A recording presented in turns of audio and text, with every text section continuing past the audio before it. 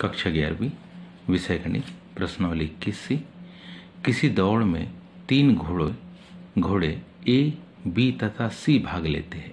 उनके जीतने के अनुकूल संयोगानुपात क्रमशः 1:2, 1:3, 1:4 है। उनमें से किसी एक के जीतने की प्रायिकता ज्ञात करो। तो ध्यान से देखिए, हमारे पास तीनों घोड़े के जीतने के अनुकूल संयोगानुपात दिए हैं। इसके आधार पर हम इसको कुछ इस प्रकार से लिखेंगे। हम जानते हैं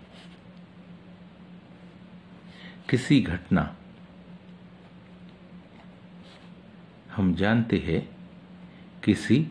घटना का अनुकूल संयोगानुपात,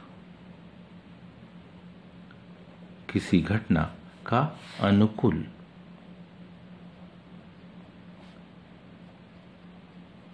संयोगानुपात यदि m/n हो,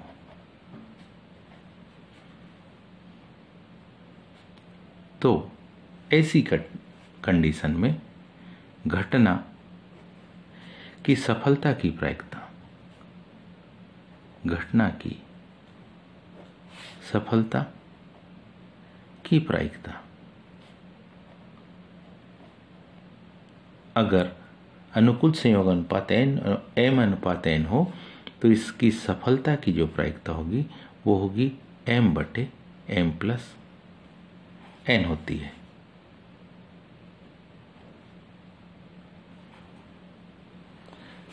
अब यहां पर इसके आधार पर हम ए, बी और सी के अनुकूल संयोगानुपात निकाल सकते हैं।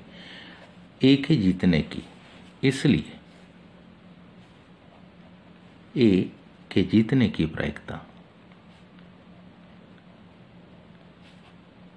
ए के जीतने की क्या प्रायिकता। अब हम जानते हैं ए के अनुकूल संयोगानुपात 1:2 है, तो ए के जीतने की जो प्रायिकता होगी वो होगी P(a) बराबरी से 1/1-2, मतलब 1/3। पुनः बी के जीतने की, इसलिए बी के जीतने की प्रायिकता, बी के जीतने की प्रायिकता P(b) बराबरी से बी के अनुकूल संयोगानुपात 1:3, मतलब 1/1-3, 3 और 1 4, 1/4। सी के जीतने की प्रायिकता,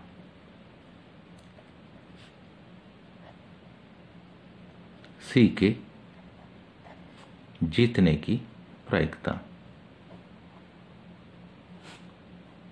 P(c) बराबरी से सी के जीतने के अनुकूल संयोगानुपात 1:4 है, तो यह था 1/1-4, 1 में 4 क्या होता, जुड़ जाता, तो 1/5। अब इसके आधार पर हम निकालेंगे ए, बी और सी में से किसी के भी जीतने के प्रायिकता। अब हम लिखेंगे क्या, ए, बी तथा सी में से किसी एक के जीतने की प्रायिकता। हमने अलग अलग सभी के जीतने की प्रायिकता निकाल चुके हैं।